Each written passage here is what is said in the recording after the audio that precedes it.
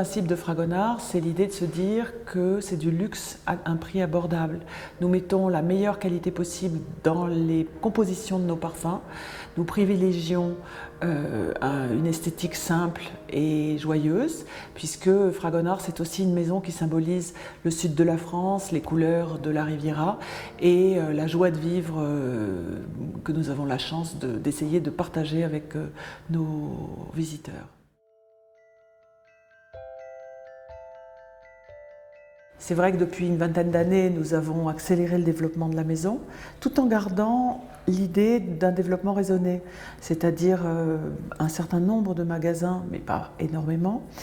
L'idée de se dire que Fragonard est une marque un peu exclusive, ce n'est pas parce qu'elle est un producteur à prix raisonnable qu'on peut la trouver partout. Donc il faut la trouver, il faut chercher, c'est un souvenir de ses vacances, c'est quelque chose que vous rapporte de l'étranger pour nos visiteurs étrangers qui rapportent des parfums dans leur pays. Mais par rapport à la mondialisation d'aujourd'hui, c'est quelque chose d'un peu spécial.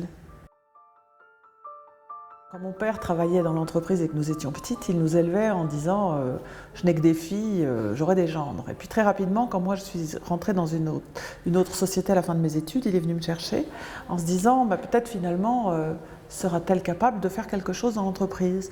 Et moi, le sujet du parfum me passionnait. Donc j'ai eu à cœur d'imprimer ma marque et ma façon de développer la maison. Mes sœurs m'ont rejoint assez rapidement et nous avons beaucoup de chance puisque toutes les trois nous nous entendons extrêmement bien. Je pense que le fait d'être des femmes dans une entreprise assez féminine, puisque l'essentiel de notre personnel est féminin, est un atout. Je pense que les femmes ont une empathie et une psychologie peut-être on est plus observatrice, on va plus au fond des choses et on se donne un mal dont les hommes se rendent moins compte. Je veux dire, ils n'ont pas l'habitude d'accumuler les deux vies, de vie familiale et vie professionnelle. Ils ont moins les choses changent et les générations sont différentes, mais en tout cas, moi, quand j'ai commencé au milieu des années 80, c'était très différent. Donc moi, je me considère un peu comme un chef d'orchestre. J'ai une idée précise du produit que j'ai envie de faire développer dans l'entreprise. Pour ça, j'ai des équipes. Nous travaillons avec une concertation d'équipes très restreinte, mais très soudée.